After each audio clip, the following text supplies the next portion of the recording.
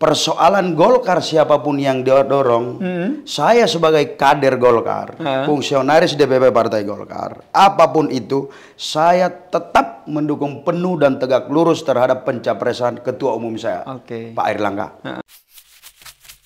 Saya nggak terpengaruh dengan mau elektabilitas ketua umum kami Pak Airlangga rendah, namun saya sebagai fungsionaris DPP kader Golkar mendukung penuh untuk Pak Airlangga menjadi calon presiden yang diusung oleh Partai Golkar. Capresan kami ini misalkan Pak Ketua Umum Presiden kami, jika nanti Allah berkehendak beliau dicalonkan sebagai presiden dan dideklarasikan dan udah mendaftar nanti, ya kami sebagai kader bahkan lebih mantap lagi Pak kalau Ketua Umum kami yang menjadi calon presiden. Kalau mohon maaf, kalau terpengaruhnya ini yang saya sampaikan tadi ini kan masyarakat. Saya tidak terpengaruh dengan adanya isu-isu yang bilang munaslup.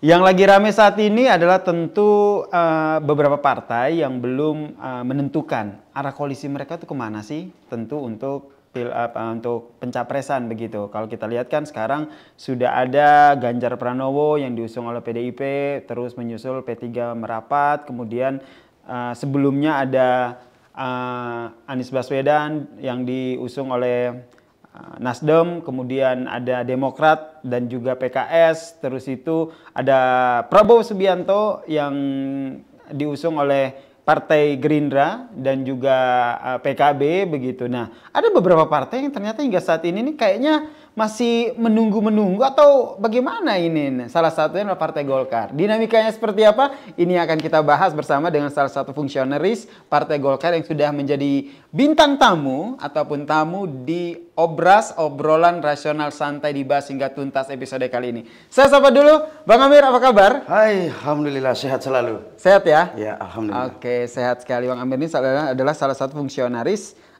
Partai Golkar dan juga nyalek juga ya nanti. Ya, alhamdulillah nyalek. Di daerah? Di daerah Sumatera Selatan 2. Di daerah Sumatera Selatan 2. Oke. Saya sampai lupa nih menyapa teman-teman netizen. Apa kabar teman-teman netizen? Selamat pagi, selamat siang, selamat malam. Jumpa lagi dengan saya Yasir Neni Ahmad di Obras, obrolan rasional santai dibahas hingga tuntas karena yang kita bahas harus santai dan juga harus tuntas nih Bang. Iya. Apalagi kalau kita bahas soal dinamika terkait dengan Partai Golkar nih saat ini. Nah, jadi kapan ini Partai Golkar akhirnya menentukan arah koalisi untuk bergabung mengusung capresnya? Ya, kalau saya mohon maaf teman-teman, saya sapa dulu. Assalamualaikum warahmatullahi wabarakatuh. Waalaikumsalam warahmatullahi Salam sehat selalu, tetap semangat dan salam gembira. Saya Bang Amir, fungsionaris DPP Partai Golkar. Memang Golkar saat ini belum yang namanya berkoalisi. Namun saya yakin sekali ketua umum kami, apapun itu, saya sebagai fungsionaris DPP Partai Golkar tetap menghendaki ketua umum kami adalah calon presiden dari Golkar. Saya sebagai kader dan caleg sangat menginginkan capres kami yaitu dari Golkar, yaitu ketua umum kami. Itu yang masih jadi bahasan utama dan menjadi salah satu yang belum bisa diganggu gugat ya? Ya, sangat betul sekali. Berarti memang baca pres dari Partai Golkar yaitu Ketum Erlangga Hartarto. Ya. Kalau kita lihat kan dinamikanya kan kayaknya agak-agak sulit nih Bang, kalau seandainya capres kan Golkar nggak bisa maju sendiri tuh, harus ada gandengan partainya biar bisa nyalon. Itu gimana melihat itu?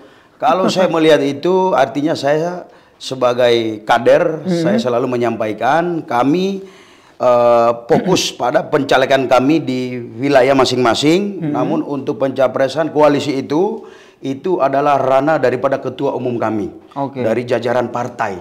Apapun keputusan ketua umum kami akan tetap solid dan mendukung baik di daerah ataupun di tingkat manapun di seluruh Indonesia. Berarti semua keputusan ada di tangan ketum Golkar, yaitu Erlangga Hartarto hingga saat ini ya.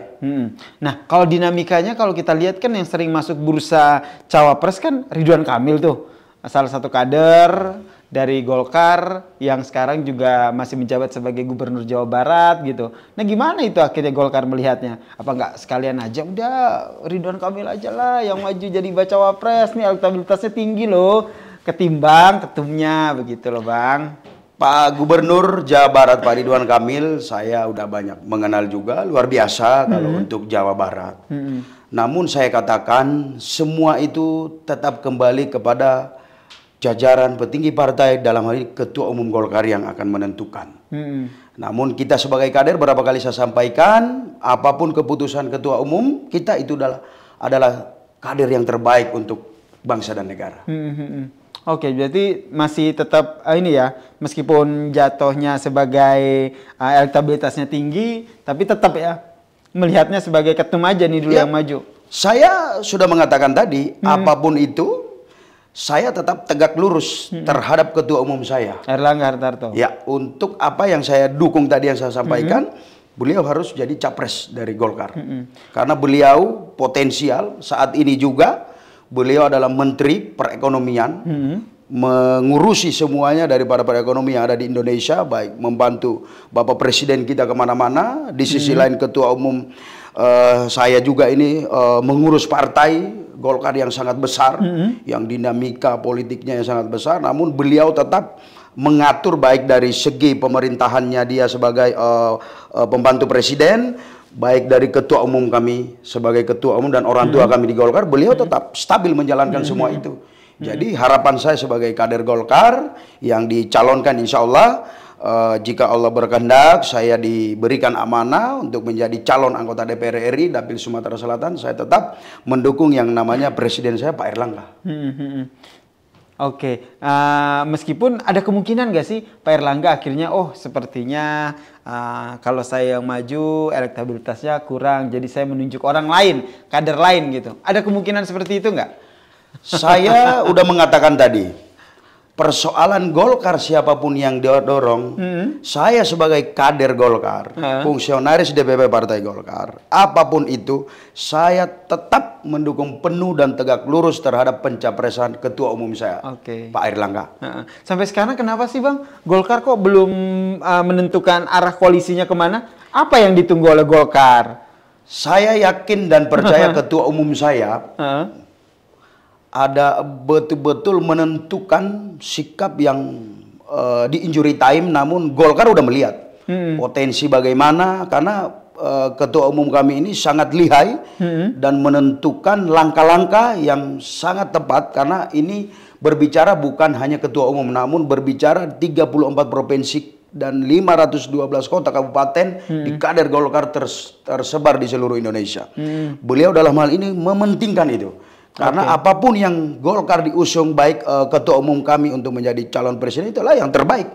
Namun kalau Ketua Umum kami belum menentukan sampai hari ini, ya saya udah mengatakan tadi, saya wewenang ke situ itu terlalu jauh sekali. Saya sampai hari ini memfokus diri saya, bagaimana saya mendulang suara saya, mendulang suara partai dan suara pribadi saya, untuk saya bisa lolos menjadi calon atau menjadi DPR RI 2024. Itu yang saya fokus hari ini.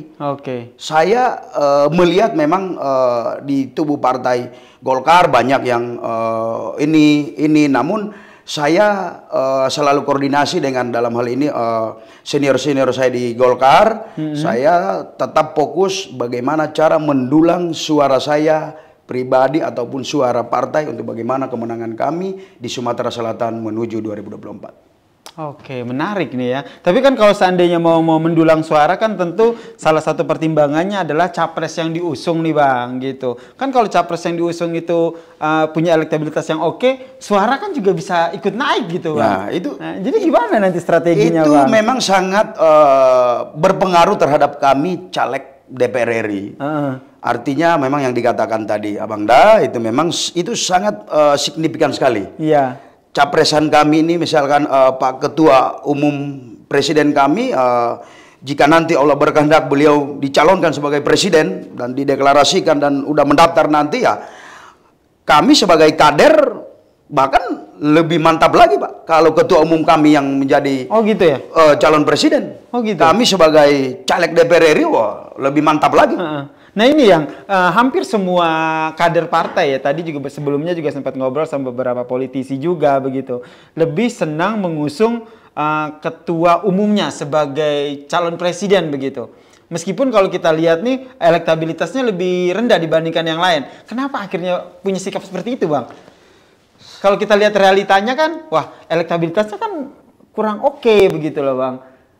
Artinya kalau masalah elektabilitas itu bagi saya tidak terpengaruh, Pak. Gitu ya? Enggak terpengaruh sekali saya. Karena itu mungkin hasil survei. Iya, saya nggak terpengaruh dengan mau elektabilitas ketua umum kami Pak Airlangga rendah. Namun saya sebagai fungsionaris DPP kader Golkar mendukung penuh untuk Pak Airlangga menjadi calon presiden yang diusung oleh Partai Golkar. Kami tidak melihat survei elektabilitas. Kami saat ini ya kami tahu Golkar saat ini beliau Golkar kami ini kan pemenang pemilu juga ya, saat ini kader DPR RI yang ada di Senayan kan banyak sekali juga kader Golkar, Pak.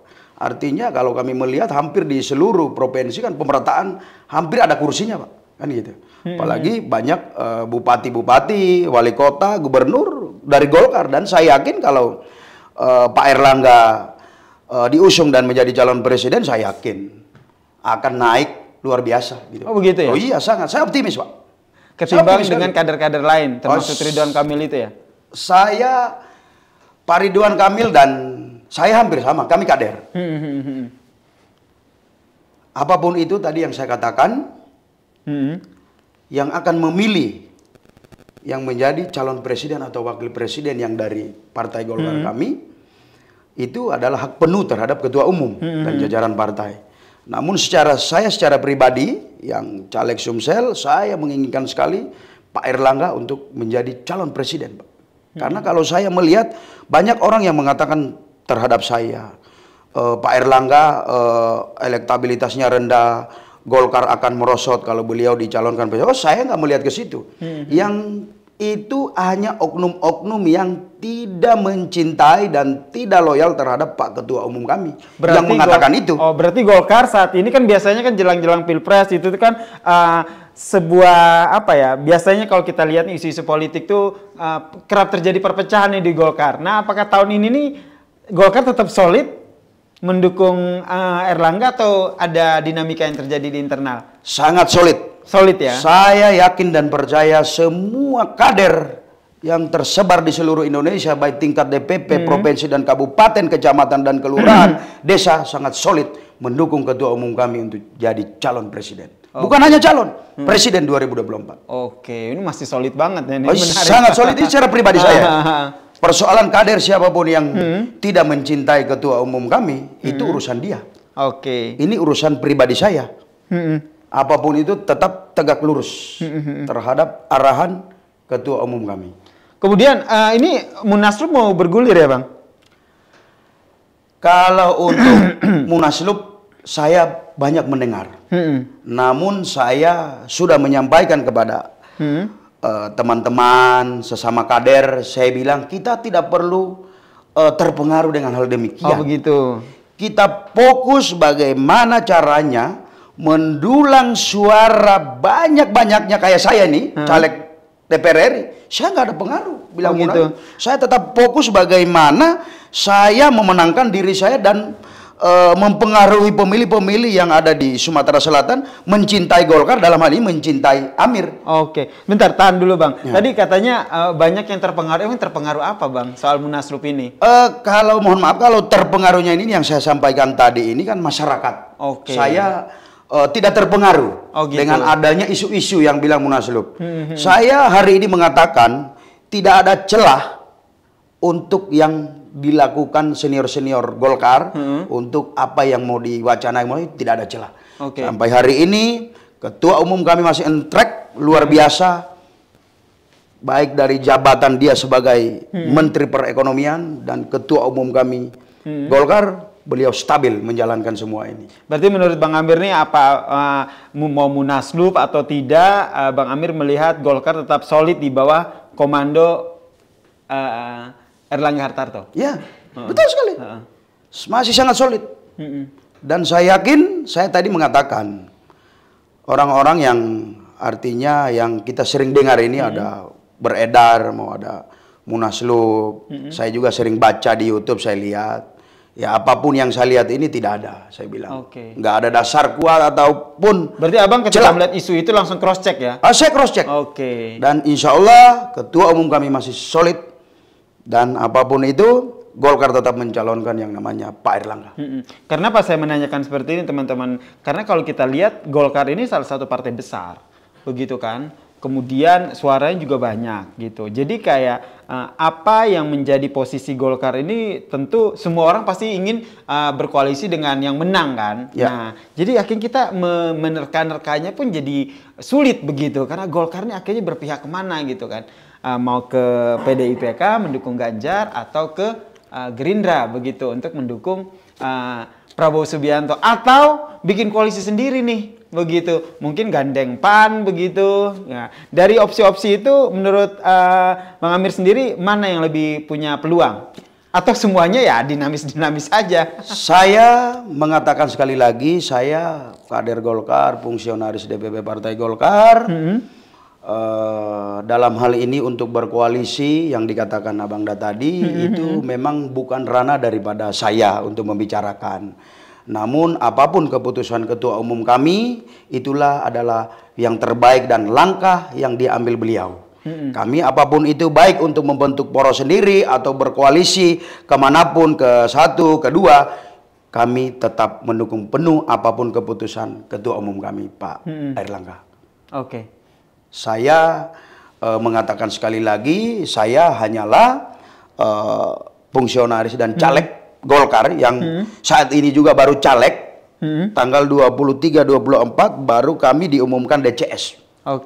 Artinya saya sudah masuk dalam daftar caleg Golkar, namun DCS ini yang tadi saya sampaikan 23-24, saya secara pribadi mengatakan bukan ranah saya untuk menyampaikan di depan ini Golkar kemana. Artinya saya apapun itu mencintai ketua umum saya, kemanapun beliau kami tetap ikut gerbongnya beliau. Ikut gerbongnya dari apapun keputusan Tarto ya. Baik dia mau calon presiden ataupun berkoalisi, yang jelasnya saya secara pribadi sangat menginginkan Pak Airlangga Hartarto menjadi calon presiden. Saya tidak ada pengaruh, saya tidak ada terpengaruh. Terpengaruh yang mana-mana nggak ada. Elektabilitas nggak ada. Gitu.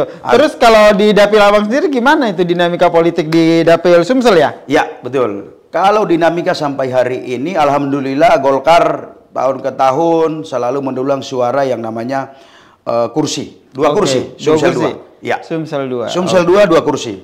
Namun alhamdulillah tahun ini saya mengeluarkan hati saya, jiwa saya besar untuk maju dari Partai Golkar yang ambil Dapil Sumatera Selatan. Saya yakin dengan saya bergabung di partai dan ini ke calon di Sumatera Selatan 2, saya yakin kami optimis Golkar nambah 1 kursi. Jadi 3 begitu ya? Saya yakin. Ini bahasa sederhananya kalau teman-teman netizen nonton, wah ini Bang Amir pede banget nih. Amunisinya apa nih Bang? Berbicara amunisi, apa masih rahasia dapur begitu? Kalau berbicara amunisi, ya saya katakan memang itu rahasia. Namun untuk menjadi calon apa yang saya katakan, calon kepala desa aja, RT, RW butuh biaya. Namun itu biaya kan rahasia. Betul. Saya udah mengatakan teman-teman baik ketua DPD saya, Sumsel, saya katakan siap Pak Ketua, apapun terjadi.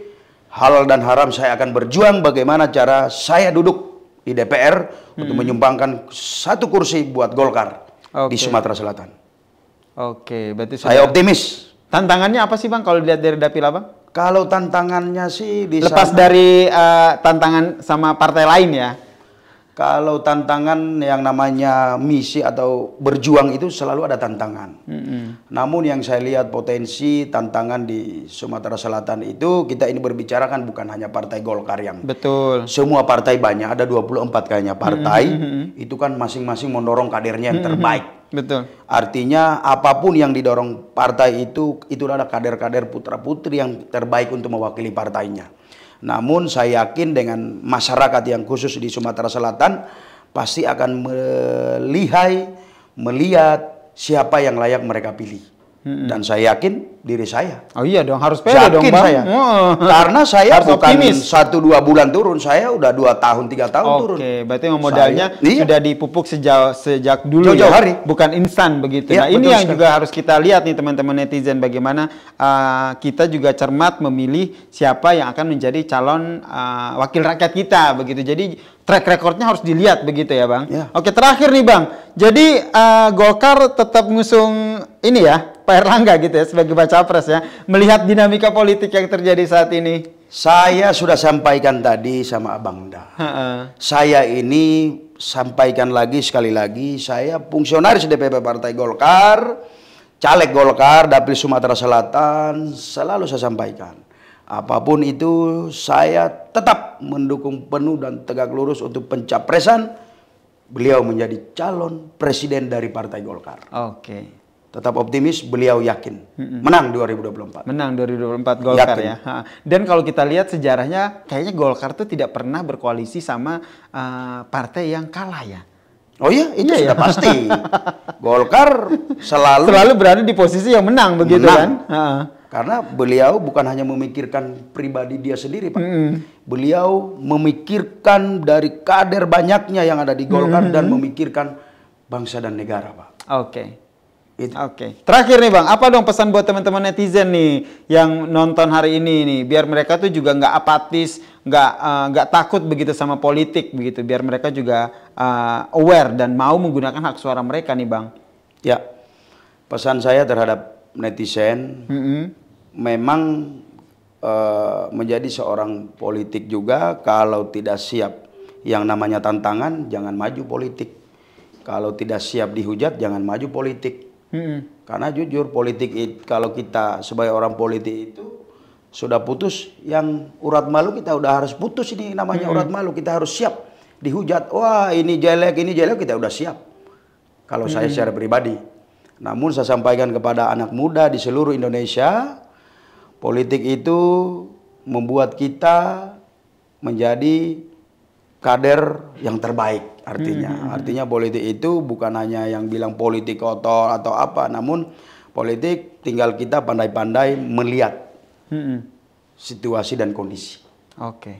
Nah, itu aja yang saya bisa sampaikan. Baik, terima kasih Bang Amir, fungsionaris Partai Golkar sudah ngobrol bareng kita dan selalu yakin bahwa Golkar masih akan mengusung Erlangga Hartarto untuk menjadi baca presnya. Kita lihat nanti ya dinamikanya seperti apa, koalisinya seperti apa, kan ini kan masih ya namanya juga politiknya, dinamikanya akan selalu cair begitu, kita nggak tahu nih bagaimana. Tapi kalau kita melihat ke belakang sejarahnya, Golkar itu selalu berada di pihak yang menang begitu. Apakah pilihan Golkar di Pileg maupun pemilu kali ini juga akan membawa mereka ke kemenangan untuk Pilpres tentunya? Kita lihat nanti ya. Yang penting jangan sampai teman-teman netizen ini tidak menggunakan hak pilihnya begitu. Kepo-kepo siapa aja caleg-caleg di dapilnya, kemudian manfaatkan hak suaranya, jangan apatis sama namanya politik. Kita jumpa lagi di episode selanjutnya, akan ada bintang tamu yang lainnya yang akan kita undang ke sini untuk ngobrol secara santai, bahas isu-isu politik sehingga kita bisa teredukasi lagi nih soal politik. Saya Yasir Nenek Ahmad dan juga Bang Amir pamit dulu ya.